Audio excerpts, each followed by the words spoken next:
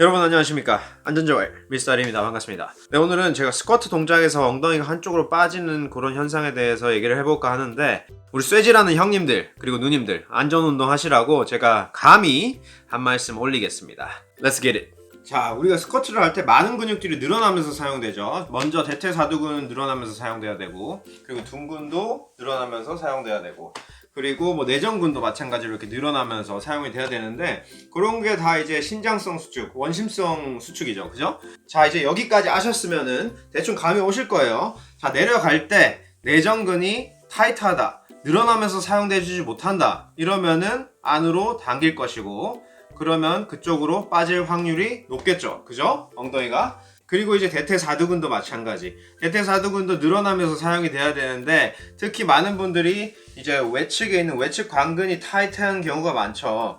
그래서 요게 이렇게 늘어나면서 사용되지 못하면은 무릎을 살짝 안쪽으로 미는 힘이 들어가게 되고, 무릎이 안쪽으로 들어가게 되면은 이 중둔근이 또 힘을 쓰기가 힘들어요. 그 후방섬유 자체가, 후방섬유가 힘을 쓰기가 힘들어서 또 그쪽으로 빠질 수가 있고, 많은 분들이 간과하시는 게 이제 중둔근입니다. 중둔근. 제가 여러 번 이 채널에서 아주 진짜 입이 마르고 닳도록 계속 얘기를 하고 있는데, 뭐 이것 말고도 몇 가지 이유를 더 말씀을 드리면은, 장요근이 앞에서 이렇게 당기면서 골반이 전방경사되고, 그 중둔근의 후방섬유가 충분히 늘어나면서 사용되지 못하면서 생길 수도 있고, 그리고 이제 뭐 복압이 약한 경우에 마찬가지로 이렇게 앞으로 체중이 쏠리는, 척추가 쏠리는 그런 현상이 나타날 수도 있고요.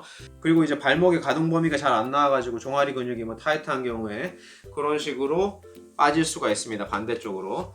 그런데 이제 이런 것들도 보면은 결국에는 모든 근육들이 늘어나면서 제대로 사용되지 못하면은 이런 현상이 발생한다는 겁니다. 그런데 이제 많은 분들이 근육이 타이트해서 그렇다, 그리고 뭐 골반의 가동 범위가 잘 안 나오니까 그렇다, 이러면서 이제 가동 범위 훈련한다고 고관절 주변에 뭐 스트레칭하고 그렇게 하시는데, 사실 그런 것들은 문제를 더 키울 수가 있습니다. 특히 뭐 중둔근 스트레칭 한다고 막 이런 식으로 스트레칭 하시는 분들 중둔근을 늘리는 거죠. 그런데 이게 늘리면 어떻게 되겠습니까? 이게 마지막 댐 같은 거예요. 중둔근은 최후의 보루 같은 겁니다. 이렇게 붙어 있어가지고 안전 패치예요, 안전 패치. 그런데 이거를 스트레칭으로 계속 늘려주기만 한다? 그러면은 더 빠집니다. 더 빠지고 이 골반이 심지어는 뒤로 돌게 돼요. 뒤로 돌게 되고 뭐 이렇게 허리가 말릴 수도 있고, 벗윙크가 나올 수도 있고, 그런 거죠. 그리고 이제 다른 근육들도 마찬가지입니다. 근육을 늘려주기만 한다는 거는 제가 방금 말씀드린 벗윙크, 뭐 허리 말리는 거, 그리고 엉덩이 빠지는 거, 그런 거가 생기는 그런 기전으로 봤을 때, 그런 이유로 봤을 때는 정적인 스트레칭이 근본적인 원인을 해결할 수는 없는 겁니다.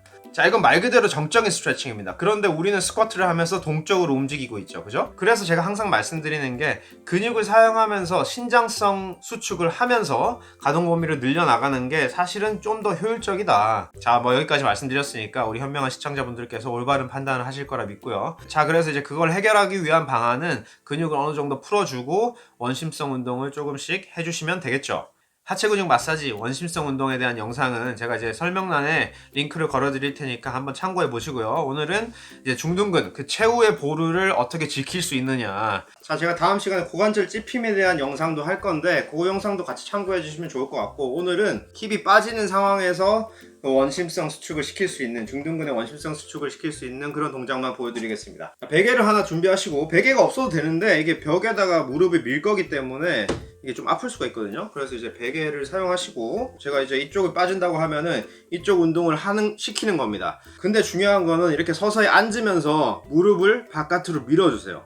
그러면 제가 이제 무릎을 바깥으로 밀 때 고관절이 외회전되면서 이제 둔근이 사용이 되는데, 저항을 더 강하게 생기게끔 하는 거죠. 이렇게 어딘가에 밀면서, 그죠? 그러면은 둔근은 더 강하게 수축을 할 겁니다. 특히 이제 그 중둔근의 후방섬유, 외회전을 담당하는 후방섬유가 더 강하게 수축을 할 건데, 그 상태에서 쭉 앉아주기 때문에 중둔근이 늘어나겠죠?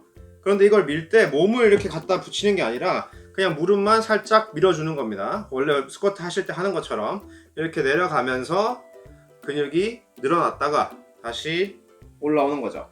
그러면은 여기가 이제 조금 더 활성화가 된 상태에서 스쿼트를 하기 때문에 이렇게 빠지는 게 방지가 될 수가 있는 거죠. 그렇게 하면서 이제 폼을 고치는 거예요.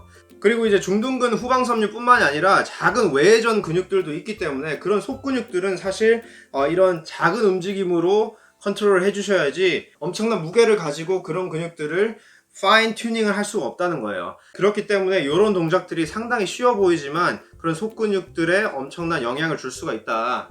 그러니까 꼭 한번 해보시길 바라고요. 스쿼트 전에 워밍업으로 이런 동작을 좀 해주시면은 조금 더 도움이 되겠죠. 그래서 정리를 하면 스쿼트 시에 내려가는 동작에서 많은 근육들이 늘어나면서 힘을 써줘야 되는데 사실 그렇지 못한 경우가 상당히 많다. 그렇기 때문에 정적인 스트레칭보다는 그 근육을 늘리면서 사용해주는 그런 훈련들을 해주시는 게 조금 더 효과적일 수가 있다는 거죠. 그리고 쇠질 하시는 분들이 쉽게 간과할 수 있는 부분인데 속근육 운동은 정말 중요합니다. 그리고 속근육 운동은 웬만하면 강하게 수축하는 것보다는 늘어나면서 그런 이제 자세를 잡아주는 경우가 많으니까 원심성 운동 꼭 해주시길 바랍니다. 자, 다음 시간에는 고관절 찝힘 현상에 대해서 알아보겠습니다. 안전 운동 하십시오.